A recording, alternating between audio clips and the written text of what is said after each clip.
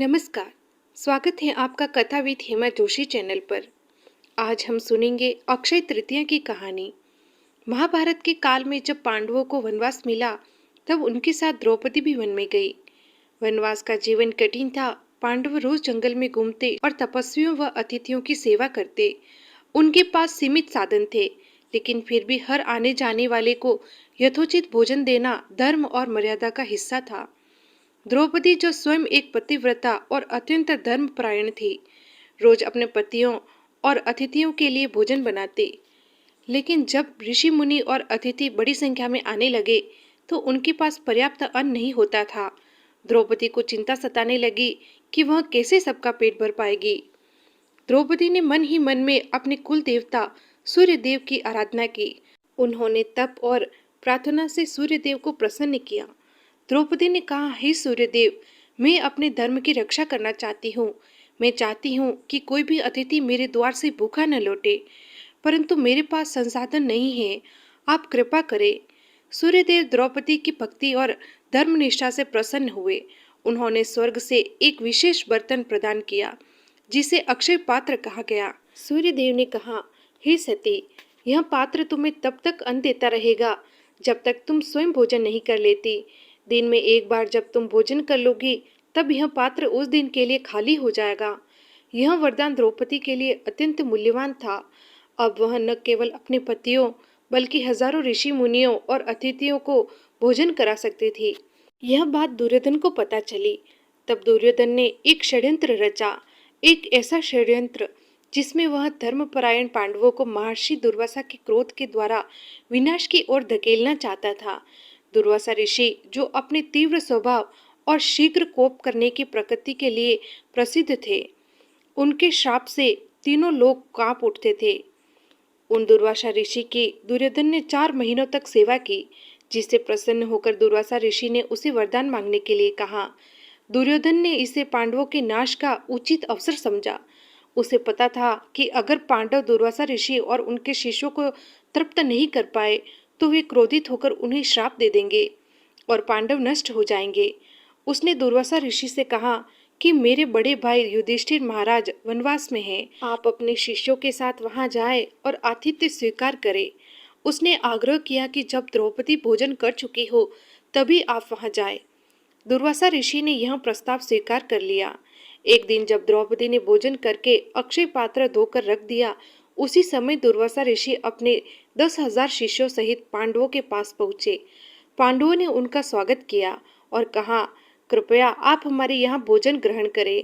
दुर्वासा ऋषि और उनके शिष्यों ने न्योता स्वीकार किया और वे भोजन से पहले स्नान करने के लिए यमुना नदी पर चले गए। युधिष्ठिर महाराज ने द्रौपदी से पूछा, क्या आपने भोजन कर लिया है? द्रौपदी ने उत्तर दिया, हाँ, मैंने भोजन कर लिया है और अक्षय पात्र को धोकर रख दिया है। यह सुनकर युधिष्ठिर महाराज चिंतित हो गए। द्रौपदी ने उनसे पूछा कि उन्हें क्या हुआ। युधिष्ठिर महाराज ने कहा कि बाहर दुर्वासा ऋषि और उनके 10,000 शिष्य भोजन करने आने वाले हैं। अगर वे तृप्त न हुए तो क्रोधित होकर हमें श्राप दे सकते हैं। द्रौपदी ने कहा, आप एक पात्र पर इतना विश्वास कर रहे हैं, लेकिन पूरे संसार का पालन करने वाले श्री कृष्ण हमारे साथ हैं। वे हमें इस संकट से अवश्य बचाएंगे। फिर द्रौपदी ने श्री कृष्ण को आर्त भाव से पुकारा, हे श्री कृष्ण, हमारी रक्षा करो। श्री कृष्ण तुरंत ही मुस्कुराते हुए वहां पहुंच गए। उन्होंने आते ही कहा, मुझे बहुत भूख लगी है, मुझे कुछ खाने को दो। द्रौपदी ने कहा, प्रभु, क्यों मेरा उपहास करते हो? मैंने आपको इसी समस्या के समाधान के लिए पुकारा है, लेकिन इस समय यहाँ कुछ भी खाने को नहीं है। मैंने अक्षय पात्र को धोकर रख दिया है। श्री कृष्ण ने कहा, पहले मुझे खाने को कुछ दो, बाकी बातें बाद में करेंगे। द्रौपदी ने कहा, प्रभु, मेरे लिए यह सौभाग्य की बात है कि आप मुझसे कुछ खाने को मांग रहे हैं, लेकिन यहाँ अब कुछ भी उपलब्ध नहीं है। फिर भी श्री कृष्ण ने उन्हें अक्षय पात्र लाने को कहा। श्री कृष्ण ने उस धुले हुए अक्षय पात्र से अन्न का एक दाना निकाल लिया। श्री कृष्ण सर्वसमर्थ हैं, वे कुछ भी करने में सक्षम हैं। कोई साधारण स्त्री भी जूठा पात्र इस तरह नहीं धोएगी कि उसमें कुछ अन्न शेष रह जाए। और द्रौपदी तो परम पतिव्रता और यज्ञ से प्रकट हुई देवी थी। साथ ही सूर्यदेव ने जब द्रौपदी को अक्षय पात्र दिया था तो कहा था कि उनके भोजन खा लेने के बाद उस दिन के लिए कोई भी अन्न उसमें नहीं बचेगा। यह श्री कृष्ण का चमत्कार था जो पांडवों की रक्षा के लिए हुआ। श्री कृष्ण ने वह अन्न का दाना खाया और कहा, इससे तो पूरा विश्व तृप्त हो जाएगा। जैसे ही श्री कृष्ण ने वह अन्न का दाना खाया, दुर्वासा ऋषि और उनके शिष्यों के पेट भर गए। श्री कृष्ण ने भीम से कहा कि जाकर दुर्वासा ऋषि और उनके शिष्यों को भोजन के लिए बुला लाओ। भीम गए और दुर्वासा ऋषि से कहा कि आप सबके लिए स्वादिष्ट भोजन तैयार है, कृपया पधारिए। दुर्वासा ऋषि ने कहा, हम सबका पेट इतना भर गया है कि अब एक घूंट पानी की जगह भी नहीं है। ऋषि ने कहा, मैं तुम्हारी सेवा से प्रसन्न हूँ, कोई वरदान मांगो। भीम ने कहा, दुर्योधन ने आपको जिस भाव से यहाँ भेजा हो वही परिणाम उसे प्राप्त हो। दुर्वासा ऋषि ने कहा, ऐसा ही होगा। दुर्वासा ऋषि और उनके 10,000 शिष्य का पेट बिना भोजन किए ही तृप्त हो जाना कोई साधारण घटना नहीं थी।